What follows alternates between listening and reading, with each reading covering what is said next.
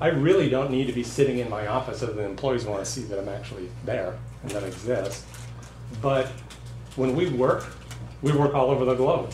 And we were doing a project in Abu Dhabi 1 year ago, actually, almost a year, 11 months ago.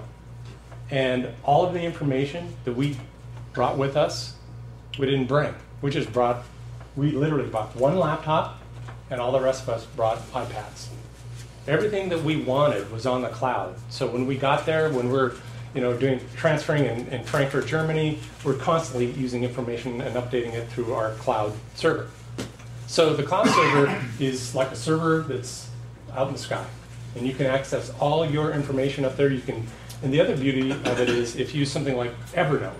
You guys familiar with Evernote? There's an app for your phone or desktop that you can use. Evernote is a file transfer. It's great for. I was just explaining it to a construction management guy. I said, "Do you still email out meeting minutes?" He goes, "Oh yeah, I got to do that. The whole broadcast thing to the whole team." I said, "Wow, why are you doing that? Why don't you just post it on Evernote and everybody gets it, and you share it? So you can put all your minutes, you can take it all there, you can go post it up there, and then you don't have to send out this email. If anybody wants it, they can go get it in a shared file."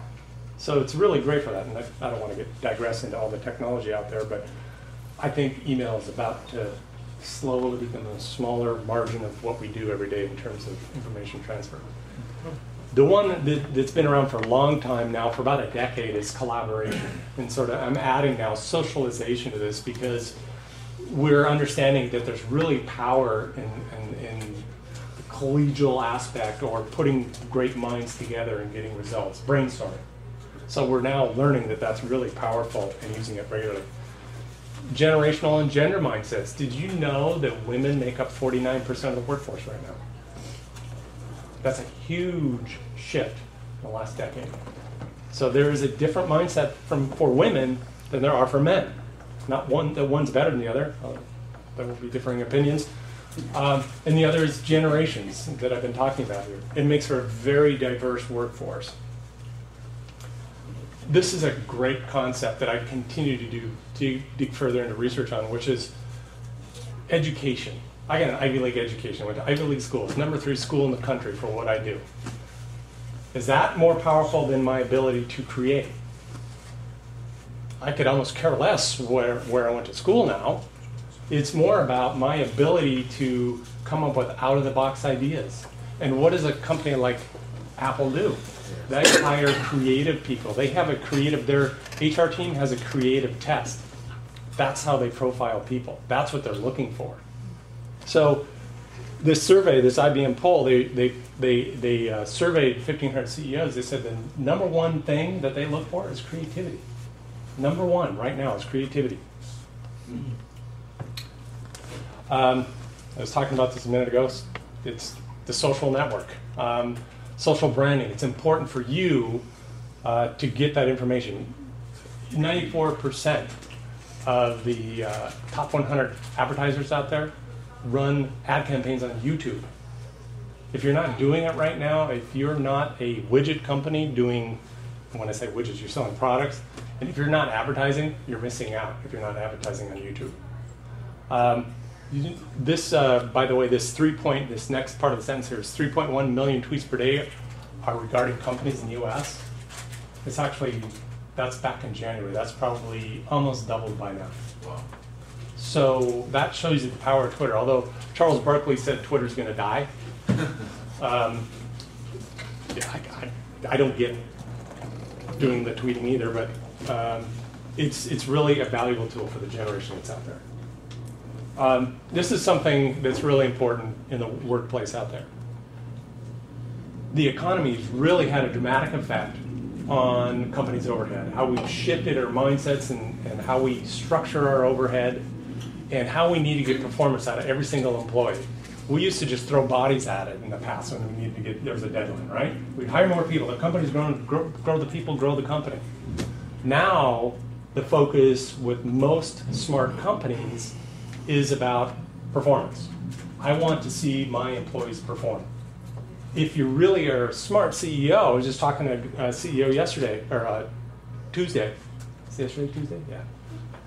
That he said, you know, I could care less how many hours they're spending here as long as I get the results. And I actually get happier employees when I allow them to work from home. So he's now changed his whole corporate policy on what they do. He's a tech company, and how they do work from home. Wahoo, some companies call it, work at home. So the desire for lower overhead and just really focusing on the performance, or as I call it, results-only work environment, is a huge thing. If your people are performing, it doesn't matter when they're working, how they're working for the most part, as long as they're staying connected with the rest of the staff, and that's an important part of it, it's all about the end result. Did they meet the deadline? Did they achieve their goal? And there's companies that focus solely on that. Here's the other big shift that's happening right now. It's moving from the me space to we space. How many in here, there's a question for you, believe that your office or private office is a reward for hard work? I've worked hard, I deserve this.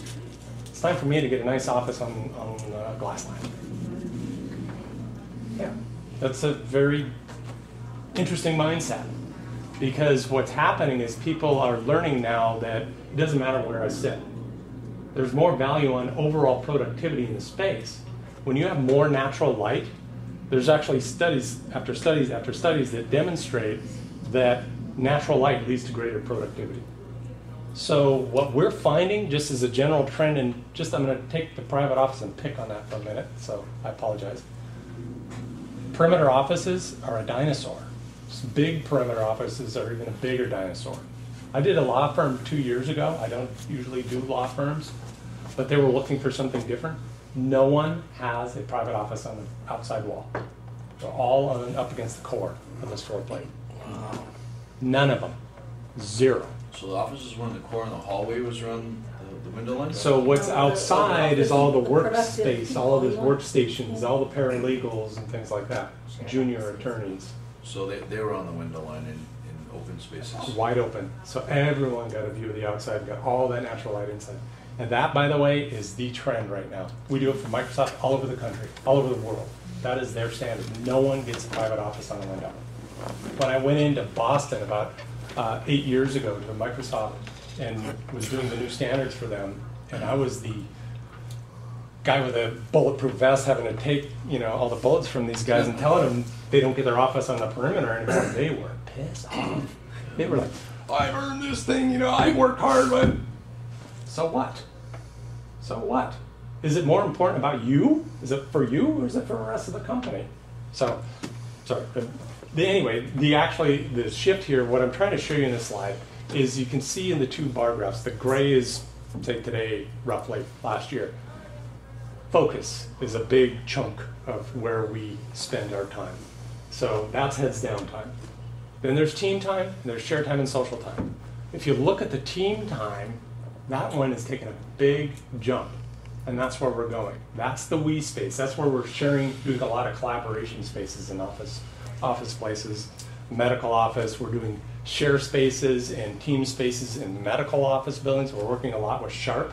We're changing their whole model and trying to create some efficiency and throughput for them, but also increasing the connectivity between the physicians, the technicians, and the nurses, and creating those spaces for those informal collisions to happen and team information to be shared.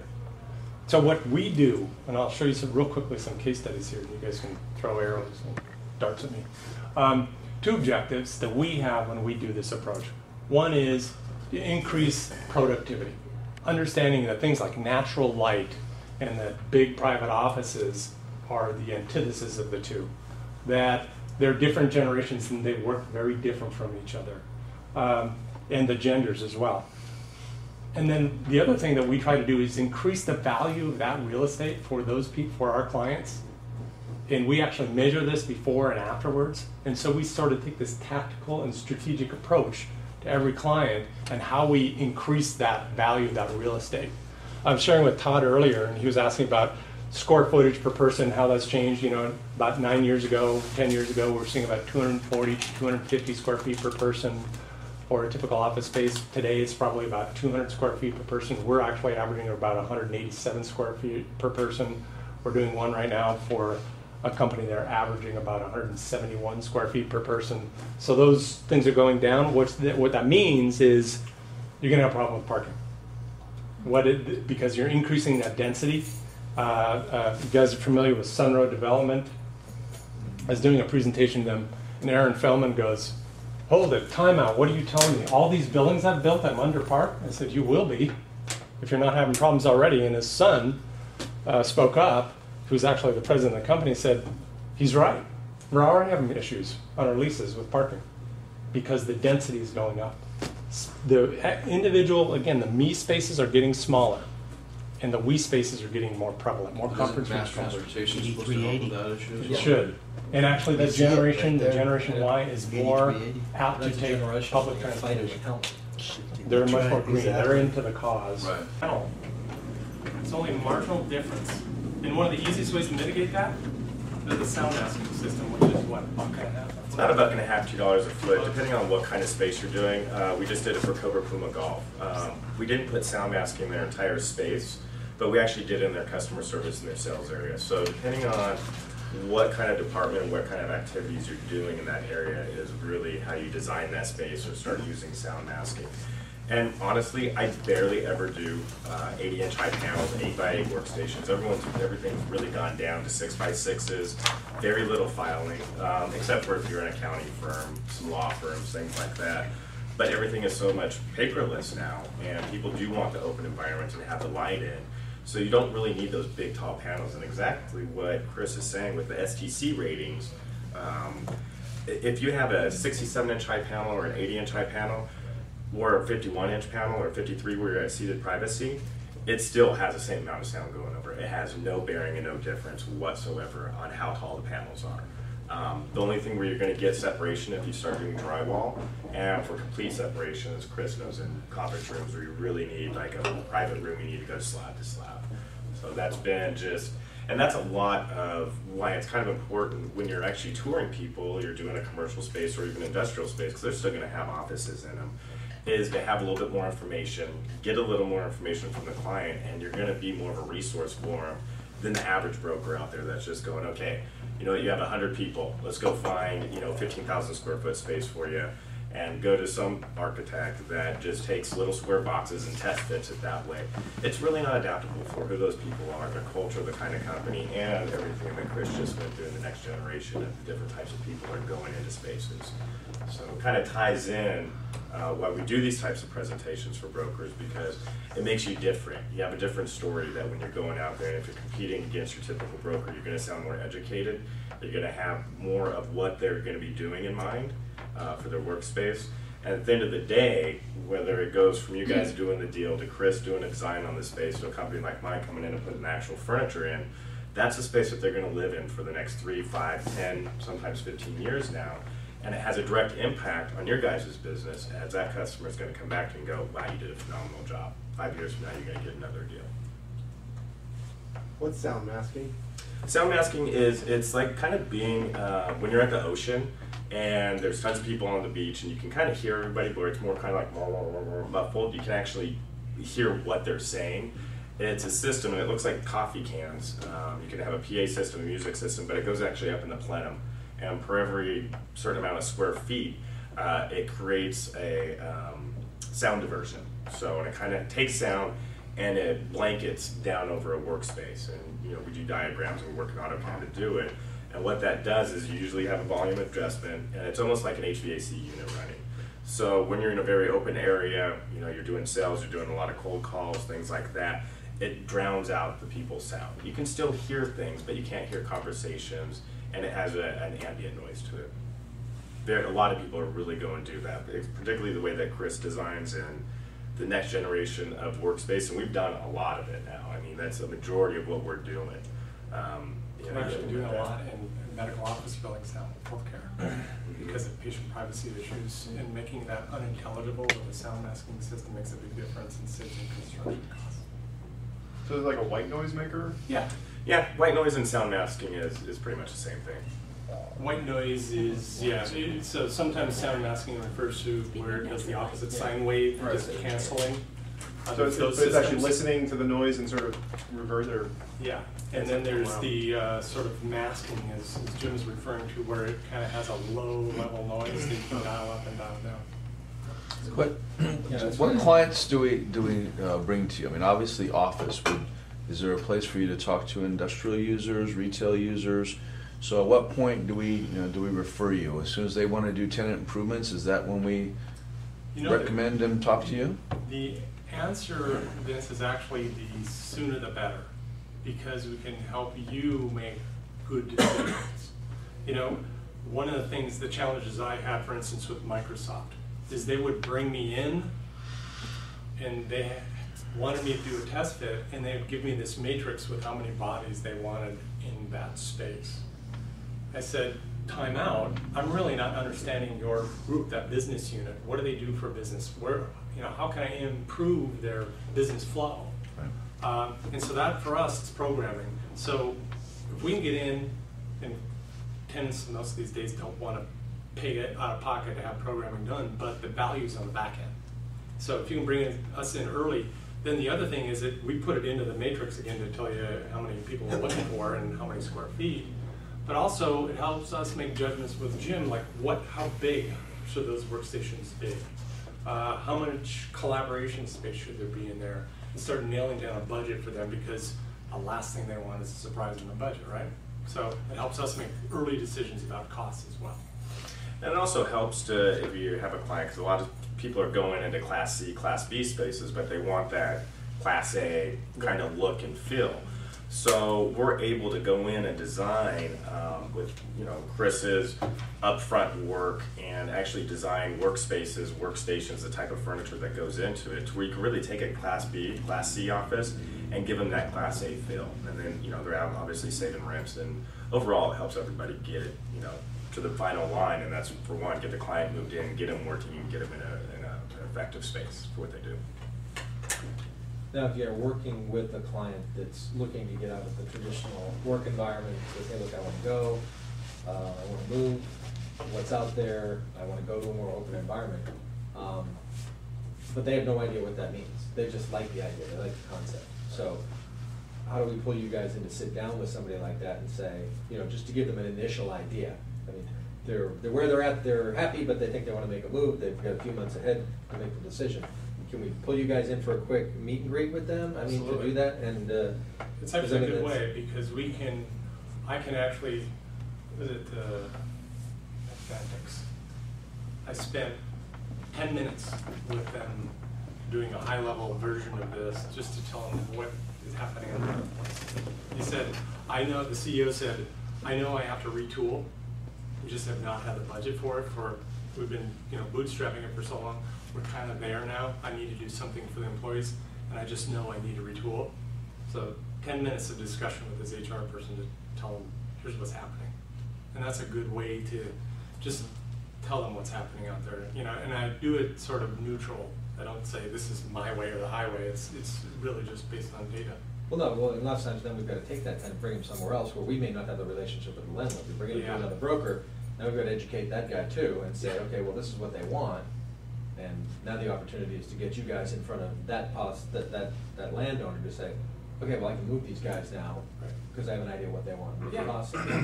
Advantix is a prime example. That was the one that Darren was in a couple hours before Chris. We didn't know Chris had a meeting there, and my business partner was in meeting with them, and they kind of started having this conversation. And we know as a service provider, we do the furniture. You need an architect designer to do the overall design, to do the design shred. I think that going and living with the people for 3 days to a week, depending on the size or how much time it takes. But we were on the same page when we said, hey, time out. What you're talking about is going to take a little bit more than what we provide. We don't do design. We don't compete with designers. We work with them. We said, in fact, have you ever heard of AVRP? A gentleman named Chris Veum does exactly what you're talking about. He goes, that's pretty funny. He's coming in 2 hours to meet with us. But it's just having the understanding and listening to the client and listening to their needs to be able to identify what road you want to take them down, and you know how you can show them that in the most effective way, and also educate them. You know, to do the open environment to really get people to start looking at that, which a lot more people are. You have to have senior management bought into it. You have to have the CEO, the CFOs, the VPs, because they're going to be the ones that take the ideas and trickle it down through the Mitchells and things like that. Well, the cubicle myth was interesting because we went into the CD office over there, and you walk through, and it's all low cubes. I mean, they're all the perimeter space was shared conference and other stuff, and they'd stick a team in a corner, and all those 4 guys would be back to back or whatever in a station, but the rest of the guys are out in the field, and they might have been sit-down privacy, but that was it. Yeah, and that's all you really need. If you look at the other brokerage houses, Cushman Wakefield is exactly like that. They have their teams, and they're kind of in a bullpen area, and they have their entire team sitting around there, and they just really have perimeter separation. Prime example, I just did Lee & Associates office up in Carlsbad. We bid on that, we won it, and I was touring the president through to look at furniture, and he's like, no, I want high panels, I want overheads, I want this, and I said, you know, I get that, you know, okay. I said, let me take you to a couple different installs and actually show you how, people are working. And I took him to one with high panels, overheads, and very traditional. It was 8x8 type of workstations. And I took him to another spot that had a lot more people in it, and they did inside sales. It was 5 Point Capital. And they had about 40 inside salespeople in one area, and it was all low panels. You know, it was seated privacy. It was like 51 to 53s, and we did some step downs. And we had some manager stations that had a little bit higher panels so they could have some meeting areas. And then obviously accounting and HR was kind of different. He walked in there, he goes, wow. He goes, this is what I want. I said, see. So you need to see how other people are working. Did they have the sound suppression, or what was The sound masking? Sound masking. You know what? No, they didn't. They don't. Mm-mm. And in fact, they had a kind of an open plenum with kind of soffits and clouds built in around for them. So even that sound is bouncing more because you have more of a hard surface up above of the hard lid. So it was just really amazing. You know, a lot of people you may be touring, or even in the leasing side, that they're coming in and looking at space, they're going to have a very traditional mindset. That's where it kind of comes in. You kind of make yourself different. That's what I've done with my company and branded. That's what Chris has done very well. Is to be that different resource, to have that different idea. We can all do very traditional workspaces, and I still do sometimes. That's just what some people want. But if you are that person that can show them something a little bit different that other broker doesn't do, or you can bring in a team to create that environment for them, you're going to become a valuable resource for them. And that's kind of what we put together. Even though I'm very, very at the last end. I'm a service provider. Furniture is